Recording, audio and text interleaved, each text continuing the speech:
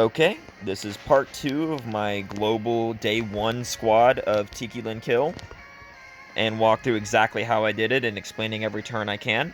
We're at part 2 of the fight after both of the ads are dead on turn 17.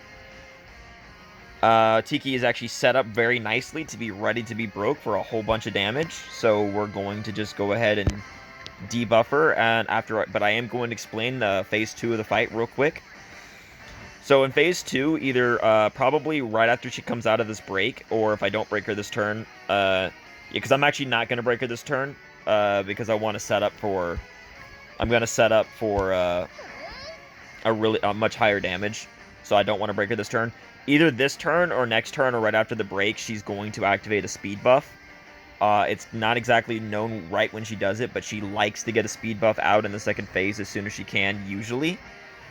That ability, along with one other ability that she gets, is the ability to randomly heal for like 4.7k, which is nothing. So honestly, every time she gives you that, it's a free turn, so be thankful. And then basically, if you look at her HP, this is the crit phase that you've probably heard about. If you look at her HP, look where the fan unit that's glowing right now is. When that HP bar gets to the direct middle of the fan in HP, that is where she will activate her crit phase on her next action, no matter when it is. Even if it's in the middle of a turn and you push her past that threshold and she's not broken, she will just change her action to crit phase. And there is a way to cheese it. I don't recommend trying to go for it because it is a little annoying and you can waste a lot of time and SP trying to set it up. But the way the cheese works is if you look at her shields at 1, just imagine if her HP was at the crit phase now, if she activated it with 1 shield, it wouldn't restore to 7. It would stay at 1, therefore making it possible to only need 1 critical hit. So if you're really struggling, you can try to nickel and dime her damage down and cheese the crit phase. But I generally don't do that, and I'm not going to in this video to show how I just usually power through it, because it's really not that bad with my lineup. If you have like weaker units and don't like have Crow, or don't have Crow 5-star, don't have Haunted, then it might be a little harder to deal with. But like Camilla has a 2-hit AoE that works. Lucetta still has the triple shot. Things like that can still make it done. You can use Ashland's crit buff to try to help you suffer through. Viola can still use wide burst, and it can work if it gets a crit. So you do have options. But without further ado, I'm going to get back into the fight and set this up. So I'm going to waste everyone's turns here. I'll just use Booming Ballad because I don't want to break her right now. I want to set up. I want to get the debuffs on her, because if you can get away with debuffing for even more damage, it's worth it. It's definitely worth taking the time to do so.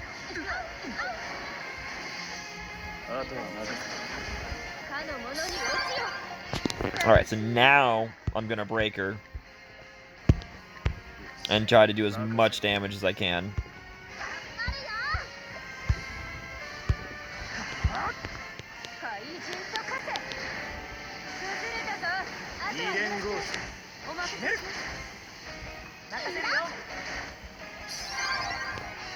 Like, your exact setup, depending on how the ads work and other various factors, might determine where you are at this point of the fight, but either way, the same effect is there.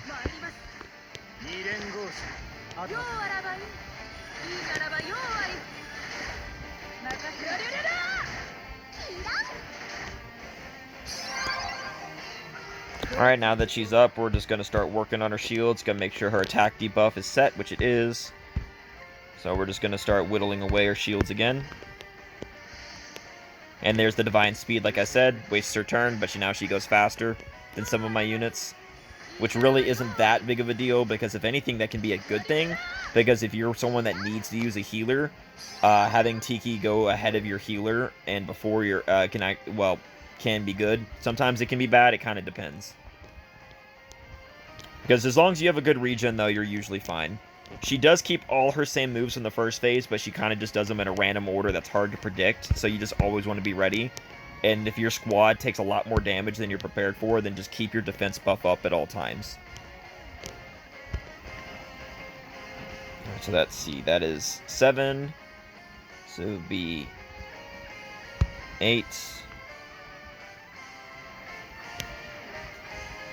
8, and then I'll just do a single hit with the fan. That's 9, and then I can set up, yeah, then I'm going to set up my debuffs.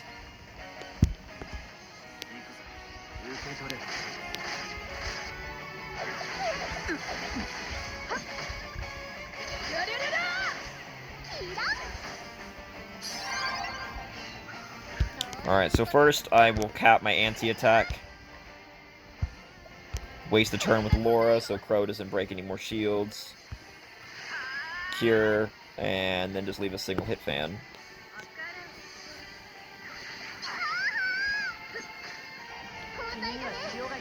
Because it's actually a very good idea sometimes to waste turns like this to set up for the most damage you can on breaks.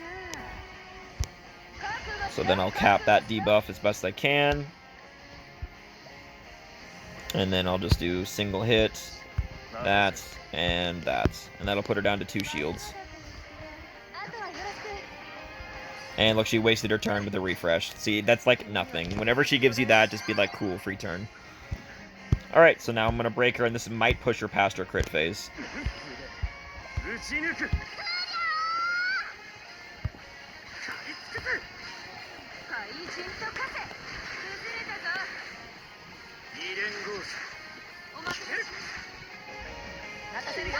If not, the next break will definitely push her past her crit phase if this one doesn't get her there.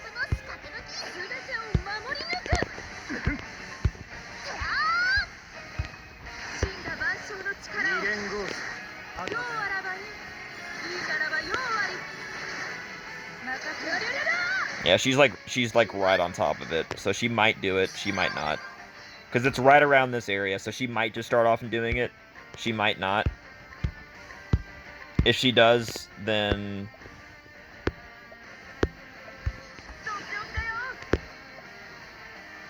I'm going to go ahead and apply this just in case she does. Yeah, she did. Okay, she did crit phase. That's fine. So, like, Shower of Arrows might get a crit, didn't, so it's unfortunate. But that's why I activated Ashlin's buff, so that way those 7 hits that my other archers do have a decent chance of getting a crit. And now I'm going to reactivate Cure so Ashlyn gets protected. True Strike. And Shower and Triple. 1, 2, 2. That's pretty good.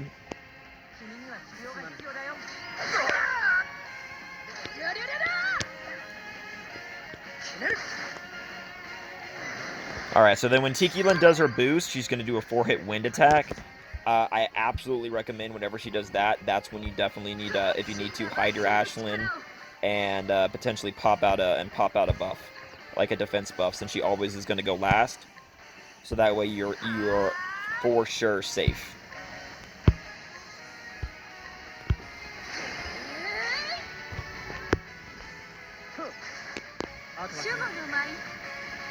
Because there's no guarantee I would get enough hits to break, so I don't recommend, unless you're only 1 away and you can use Ashen to True Strike, I don't recommend trying to risk it. Alright, so now that we're here,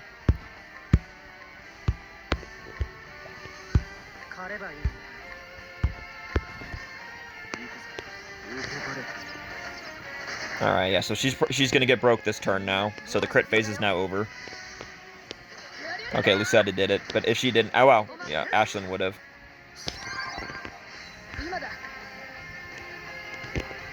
Alright, so now here's the main thing. Now you think, oh, I want to use Lucetta for more damage, but no, if you notice, Tiki no longer has the debuff. So because of that, I actually want to switch out and ensure I get the debuff up, so I don't get wiped trying to be greedy. Because if you ever see that and try to get greedy, that's how you can definitely hurt yourself. Because now, if you look at her damage, I can kill her with 1 more break from the amount of chip damage that's going to take to get her there. So I'm going to reactivate Booming Ballad 1 more time so Crow gets some SP back.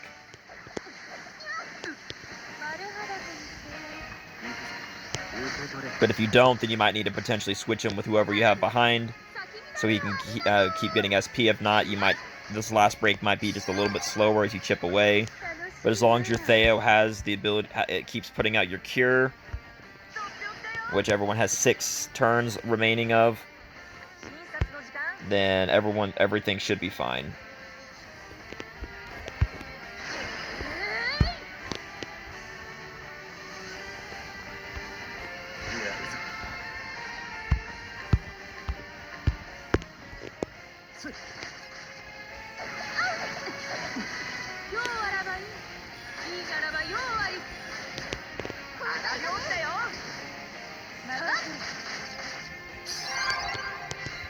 I don't know why I did that. Okay, now I'm gonna set up for the kill.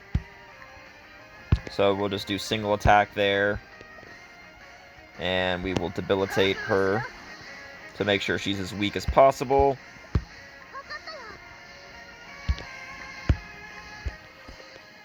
Because now I'm setting up now to make sure I have the BP to kill her.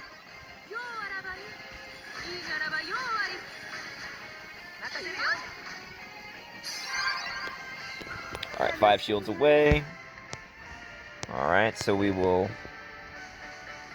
go ahead and just double sturdy for damage. That'll be 2.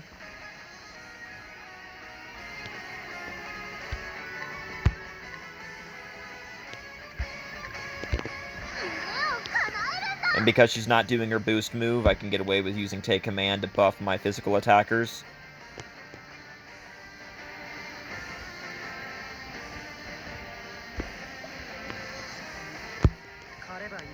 And I'll bring out Ashlyn to guarantee that she dies now, because if you look at the turn order, she's going to go before, so if she hits Hasumi, it will. So that'll be 1, 2, 3 hits. 4 hits. Actually, Scalding Storm to cap the debuff.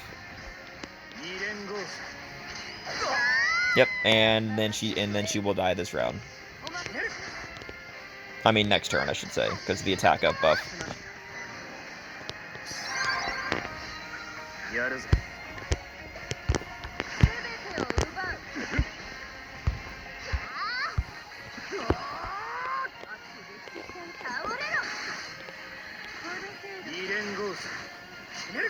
And there we go.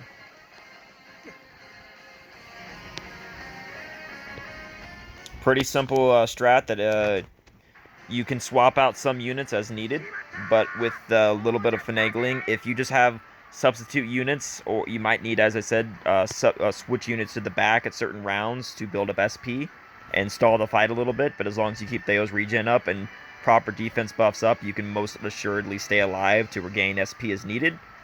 If you have weaker units, you can still win. You just will have to potentially take a lot longer than this fight. But this should give an example of how you can do it with even a budget team, because this is a 99% free-to-play team. The only thing I've ever spent money on in this game is the daily pulls, and my luck with the daily pulls has been abysmal. The only thing I've gotten on this team from a daily pull was a 4.5 Theo that let him be A1, and A1 Theo isn't that huge in this fight. It's just slightly better regen, but it's not game-breaking. So with this, you should be able to build a team, hopefully, and make a strategy that works for you. This is just how I did it. And if you have any questions, just feel free to leave them below. And don't forget to click on any of the Discord links that you see in either description. There is the CotC Discord that is managed and run by Shizukats, who makes some of the best guides that many of you have probably seen that I'd recommend watching.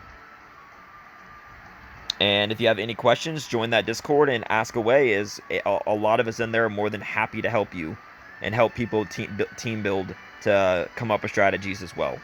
So thank you for watching, and hope you have a nice day.